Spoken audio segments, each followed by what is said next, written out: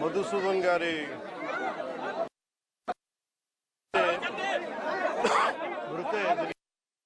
వాళ్ళ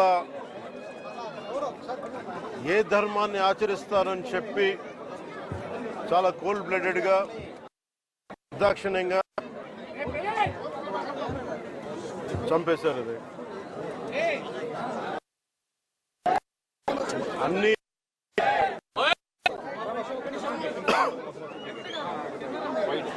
కశ్మీర్లో అన్ని ప్రశాంతత ఉంది గత కొన్ని సంవత్సరాలుగా, అన్ని బాగుంటాయి అని చెప్పి వెళ్తే మేము తిరిగి ఇలా ఈ పరిస్థితుల్లోకి వాళ్ళు, నాకు కూడా బాధ, ఇంకా గుండెలు ఉనికి మాట్లాడలేకపోతా ఉన్నాను. ప్రత్యేకించి దీన్ని రేపు కానీ ఎల్లుండి కానీ ప్రత్యేకమైన సమావేశం మంగళగిరిలో ఏర్పాటు చేస్తాం. ఎంత కిరాతకంగా ఎంత దారుణంగా చంపారు వాళ్ళని.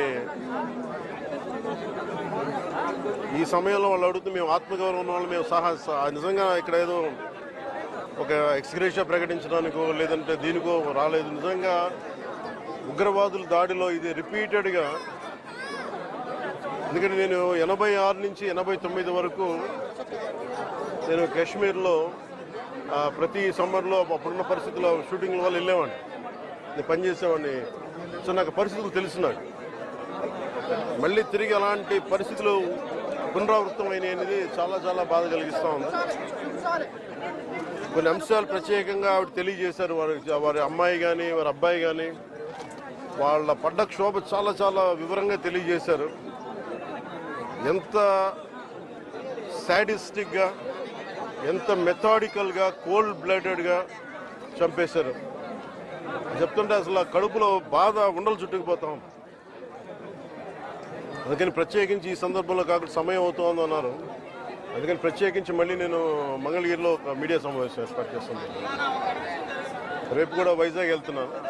వెళ్ళి వారిని కనుక్కొని ఒకసారి ప్రభుత్వం అన్ని రకాలుగా భరోసా ఉంటుంది, అది మీకు తెలిసి చెప్పక్కర్లేదు, ఖచ్చితంగా చేస్తాం, సందేహం లేదు. కానీ ఇది more than ex gratia, more than డబ్బుల కంటే కూడా బాధలో మీకు తగిలిన ఈ వచ్చిన ఇబ్బంది కానీ, ఈ గాయం కానీ, అంటే మనిషి చనిపోయారు కానీ ఈ జ్ఞాపకాలు చిన్నపిల్లడి ముందు జరిగింది, కూతురు బిడ్డ ముందు జరిగింది.